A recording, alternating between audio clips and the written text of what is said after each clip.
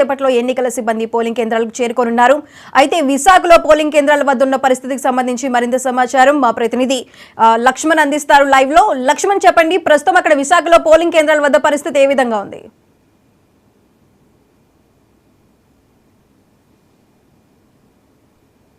లక్ష్మణ్, చెప్పండి.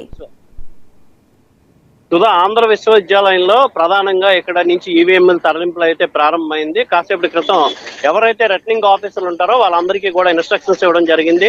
ముఖ్యంగా జిల్లా వ్యాప్తంగా కూడా 20,18,000 ఓటర్లు ఉన్నారు. ఈ ఓటర్లందరికీ సంబంధించి 4,000 మొత్తం 1,985 పోలింగ్ స్టేషన్స్ కి సంబంధించి ఈవీఎంలన్నీ కూడా ఎక్కడి నుంచే తరలిస్తారు.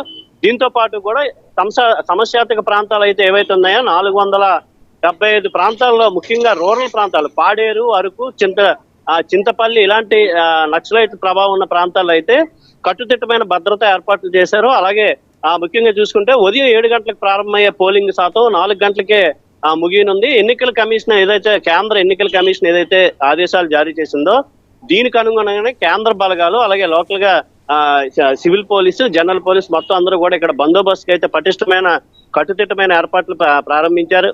అలాగే జిల్లా కలెక్టర్ ఏదైతే ఆదేశాలు జారీ చేశారో దీనికి అనుగుణంగానే మొత్తం పోలింగ్ కేంద్రాల వద్ద ఎవరైతే ఏజెంట్లు కానీ, లేదంటే బూత్ ఏజెంట్లు, ఎన్నికల కమిషన్ కి సంబంధించి ఎవరైతే ఉన్నారో వాళ్ళు కానీ, అలాగే రిటర్నింగ్ ఆఫీసర్లు కానీ మొత్తం అందరూ కూడా ఎవరి విధుల్లో వాళ్ళు ఉన్నారు. అలాగే ఎటువంటి మొబైల్స్ కూడా ఎలవలేదని చెప్పారు. పోలింగ్ స్టేషన్ కి వెళ్లే ముందు ఓటర్లకు కూడా ఐడి కార్డులు కానీ, ఏదో ఒక ఆధార్ కార్డు కానీ ఇలాంటివన్నీ ఉండాలని చెప్పారు. ముఖ్యంగా ఓటింగ్ సంబంధించి అయితే నిన్నటి నుంచి కూడా ఇక్కడ ప్రారంభమయ్యే మొత్తం ఈవీఎంల తరలింపు అయితే కాసేపటి క్రితమే ప్రారంభమైంది. మొత్తం 20,18,000 ఓటర్లు ఉన్న ఈ ప్రాంతానికి మొత్తం 1,985 పోలింగ్ స్టేషన్లో భద్రతాపరమైన ఏర్పాట్లు అయితే చేస్తున్నారు. అలాగే ముఖ్యంగా ఈసారి చూసుకుంటే గతం కంటే 2019 ఎన్నికల కంటే ఈసారి ఇతర దేశాలకు కానీ ఇతర ప్రాంతాలకు వెళ్లే ఓటర్లు అయితే విశాఖలో ఓటు వేసేందుకు భారీగా తరలి వస్తున్నట్టుగా కూడా ఇప్పుడే తెలుస్తుంది. అలాగే ముఖ్యంగా విదేశాల్లో ఎన్ఆర్ఐలు ఎవరైతే ఉన్నారో వాళ్ళు అధిక శాతం ఇక్కడ ఓటుని వేసేందుకు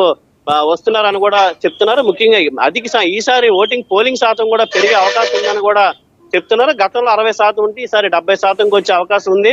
అలాగే రేపు ఉదయం 7 గంటల నుంచి ప్రారంభమయ్యే ఎన్నికల ప్రక్రియలో భాగంగాన ఎక్కడైతే రూరల్ ప్రాంతం ఉందో అక్కడ 144 సెక్షన్ విధించడం జరిగింది. అలాగే ఎక్కువగా 5 కంటే మించి అక్కడ కూడా గుమ్మిగూడరాదని కూడా నగర పోలీస్ కమిషనర్ కూడా ఆదేశాలు జారీ చేయడం జరిగింది. అలాగే జిల్లా స్థాయిలో ఎస్పీ కొన్ని నిబంధనలు అయితే ఆదేశాలు జారీ చేయడం జరిగింది.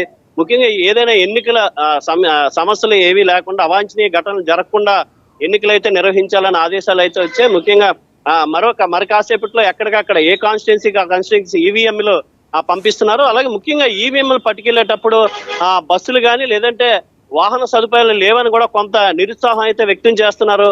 ముఖ్యంగా ఈవీఎంలు మోసుకెళ్లే వారికి వాహనాల సదుపాయాల్లో కొంతవరకు నిరుత్సాహపరుస్తున్నట్టు తెలుస్తుంది. ముఖ్యంగా వాళ్ళు దూర ప్రాంతాలకు వెళ్లే వాళ్ళకి బస్సులు కూడా వేయడం జరిగింది. ముఖ్యంగా ఒక 5,000, 3,000 వరకు బస్సులు ఇక్కడ ఏయూ మైదానంలో ఉంచారు. ఈ బస్సుల ద్వారా ఎక్కడెక్కడ రూరల్ ప్రాంతాలు కావచ్చు, సిటీలో కావచ్చు, ఇవన్నిటికీ కూడా ఈవీఎంలు తరలిస్తారు. ఈవీఎంలు పట్టి వెళ్లే వాళ్ళకి వాహన సదుపాయం కల్పించాలని కూడా వాళ్ళైతే చెప్తున్నారు.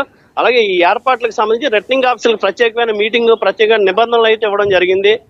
ఏదైనా సరే ఎన్నికలు అయితే సవ్యంగా సాగేలాగా ఏర్పాట్లు అయితే చేస్తున్నారని చెప్పాలి. Sudha. Right Lakshman, thank you.